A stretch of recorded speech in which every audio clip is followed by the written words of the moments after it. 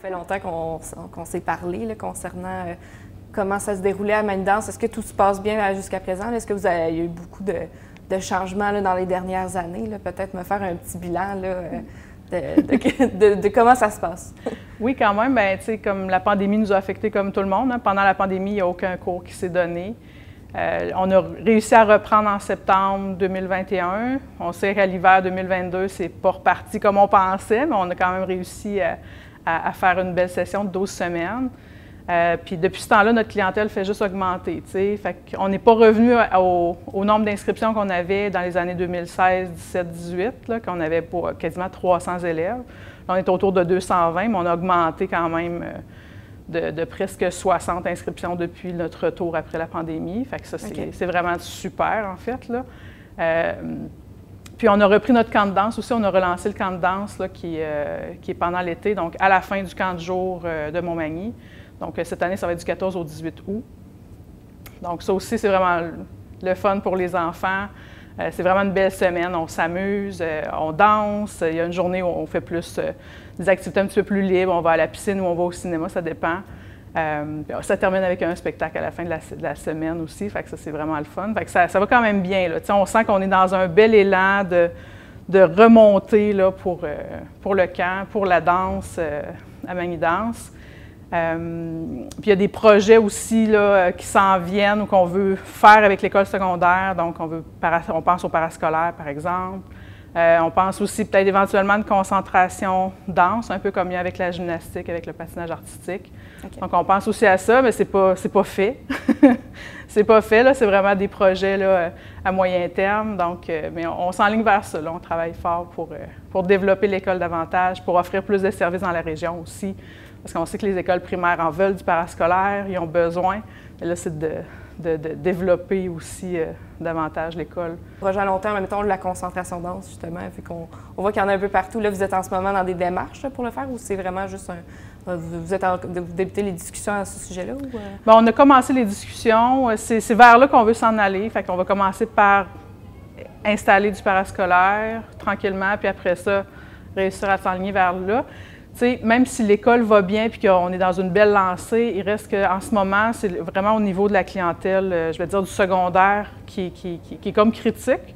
Il y a beaucoup de gens qui ont quitté pour le cégep, il y a beaucoup de gens qui ont arrêté pendant la pandémie, ce qui fait qu'on n'a pas beaucoup de clientèle au secondaire en ce moment. Donc, on espère être capable tranquillement, avec les groupes de jeunes là, du primaire qui vont monter au secondaire, de pouvoir relancer là, dans les prochaines années tout ce volet-là. Dans les objectifs, on a la revitalisation du local ici là, qui va être faite avec l'école secondaire. En partenariat, on n'a pas le choix. C'est comme l'école secondaire, c'est notre partenaire, notre allié, fait qu'on travaille ensemble. L'année prochaine, c'est si on voudrait partir le parascolaire. Puis dépendant comment ça va, est-ce que ça va aller dans 2 ans, dans 3 ans, dans 4 ans pour la concentration danse, ça, je ne le sais pas encore. Là. Ça va dépendre comment ça va l'étape du parascolaire, disons. Là. Puis, sinon, comme objectif, bien là, on veut être plus présent aussi sur les médias sociaux. Donc, on est un peu plus présent sur Facebook. Là, on est en train de préparer notre site Web. On a un nouveau logo aussi. Donc, le logo que vous voyez derrière, c'est le premier logo de Manidance. On en a même eu un deuxième.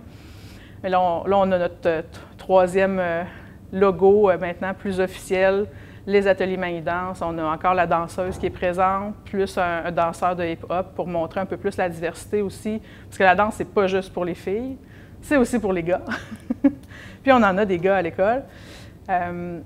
Donc ça fait partie de nos projets aussi de cette année. Puis un gros projet aussi, ça va être de trouver de la perle rare. Ah. La perle rare, pendant de nombreuses années, on a eu une professeure très, très stable à l'école qui a fait, je pense, selon moi, c'est en partie à cause d'elle que l'école a grossi à ce point-là. Elle donnait le jazz, le hip-hop. On a les groupes d'ateliers aussi, qui sont nos groupes élites de compétition, qui vont toujours faire la compétition en danse encore à Trois-Rivières. Donc, il y avait ces groupes-là aussi. Donc, elle a vraiment créé une stabilité dans l'école. Et là, moi, ce que j'aimerais, là, je dis mais le CA qui est derrière Manidance aussi est tout à fait d'accord avec ça. Donc, ce qu'on aimerait, c'est de réussir à trouver notre professeur comme ça qui va pouvoir développer l'école avec nous puis créer toutes ces belles choses-là avec nous. En ce moment, c'est super, on a des anciennes élèves de l'école qui enseignent les samedis, qui enseignent pendant la semaine, mais c'est sûr de trouver quelqu'un qui va être stable avec nous, qui va pouvoir faire du parascolaire le jour, nous aider à faire la concentration danse, ça va nous aider aussi à développer l'école. OK. Fait qu'en ce moment, est-ce que vous recherchez ça un peu? Là, vous regardez un peu le terrain, là, les possibilités, puis... Oui, là, j'ai envoyé des annonces à toutes les écoles de danse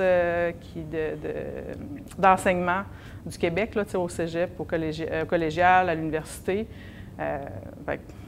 J'espère un retour, mais sinon, je ne lâche pas. Si ce n'est pas l'année prochaine, je me dis qu'on va finir par trouver quelqu'un qui a envie de vivre la danse, qui a envie de vivre de l'enseignement. Puis comme moi, c'est ce que j'ai fait dans ma vie, là, je vis de la danse, donc j'espère qu'on va trouver quelqu'un, mais pour les autres disciplines. Donc, ouais. Puis là, j'ai vu aussi, là, d'un autre côté, j'ai vu sur votre page Facebook qu'il y a certains groupes qui participent à des événements, là, par exemple le bal en blanc, puis en fin de semaine, l'activité interculturelle. Est-ce que vous faisiez déjà ça avant? Est-ce que vous essayez de développer ça un peu? Ou...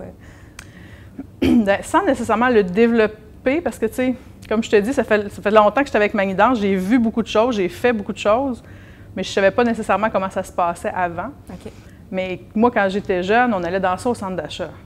Je pense que c'était pendant la période du temps des fêtes. On avait des périodes, on avait, tu sais, en avant du Dolorama maintenant. À l'époque, c'était comme l'Express du Mail, c'est le petit restaurant, là. Donc, on dansait là, on faisait plusieurs représentations. C'est déjà arrivé qu'on en a fait au Parc de la Mairie aussi. Je me rappelle, avec mes groupes de danse orientale, puis même les groupes d'ateliers, justement, on a fait des galas, ils voulaient quelques prestations au travers. Fait que je ne sais pas exactement à l'époque comment ça se faisait, mais en ce moment, c'est beaucoup les gens qui nous demandent. OK. Surtout avec le parascolaire et la concentration, c'est quoi que la danse peut apporter dans la vie d'une jeune fille, là, dans son quotidien? Je vais peut-être parler un petit peu pour moi, à quelque part. Mais c'est un mode d'expression extraordinaire. Tu sais, ça peut permettre d'être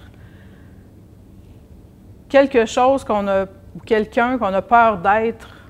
Tu sais, il y a des enfants qui n'ont pas confiance en eux, mais quand ils dansent, ils rayonnent tout d'un coup, ça devient vraiment, tu sais, une deuxième peau. Je veux dire, j'en ai vu des élèves l'année passée au spectacle qui m'ont émue tu sais, je suis devenue les larmes aux yeux, et là j'en parle, puis j'en parle comme ça.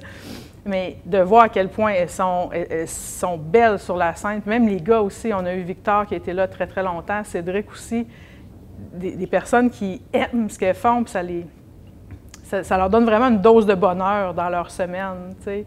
S'exprimer comme ça en dansant, en bougeant, puis après ça, on ne sait pas ce que ça peut amener plus tard aussi, tu sais. Moi, j'aurais jamais pensé enseigner. J'étais bien trop gênée pour ça. Je voulais pas parler devant des gens, jamais, jamais, jamais. Puis quand j'ai rencontré la danse orientale, ça a complètement transformé ma vie, là. J'aurais jamais pensé faire ça de ma vie, danser. Moi, c'était un loisir, c'était faire ça avec mes amis, tout simplement. Tu sais, j'aimais ça, oui, mais ça restait un loisir. C'est devenu une profession que je fais depuis plus de 20 ans maintenant, là.